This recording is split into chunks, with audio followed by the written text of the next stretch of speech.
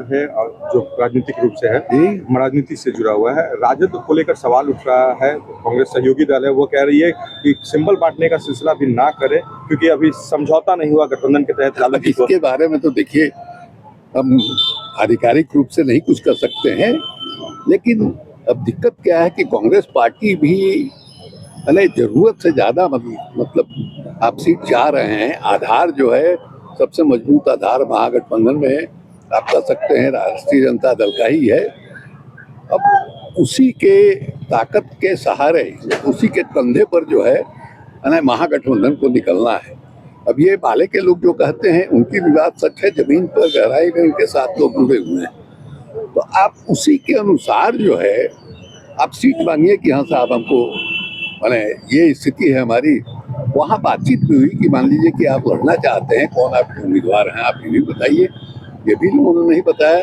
तो इधर से लालू यादव का जो अपना ये है, उन्होंने सिंबल कई लोगों को दे दिया।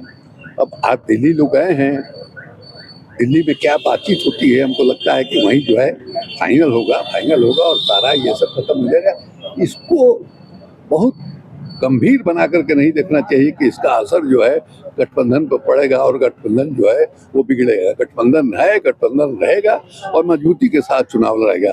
देखिए पिछली बार कांग्रेस को इन्होंने 9 सीटें दी थी और 1 सीट कांग्रेस जीत गई थी। महागठबंधन के पास तो 31 सीटें थी, 1 भी सीट नहीं जीती थी। तो क्या इस बार कांग्रेस का कद इतना छोटा कर दिया जाए कि न उनको अधिकार है सीट तय करने का, न उनको अधिकार है कि वो कितनी सीटों पर लड़ेंगे? ऐसा गठबंधन में होता नहीं। और अगर ऐसी स्थिति पर आरजेडी ला करके कांग्रेस को रख देगी तो दोस्ताना संघर्ष से भी इनकार नहीं किया जा सकता है। और स्वाभाविक है कि जब दोस्ताना संघर्ष होगा तो टक्कर आमने सामने की नहीं रह जाएगी, ट्रायंगुलर फाइट हो जाएगा, चतुष्कोणीय संघर्ष हो जाएगा और उसमें परिणाम कुछ भी हो सकता है। फायदा किसको होगा सबको पता है। तो कांग्रेस जिस तरह से अभी विनम्र भाव से खड़ी है आरजेडी के सामने कि हमारे साथ एक सम्मानजनक तरीके से सीटों का बंटवारा कीजिए, हमें वो सीटें जरूर दीजिए जो सीट हम जीत सकते हैं।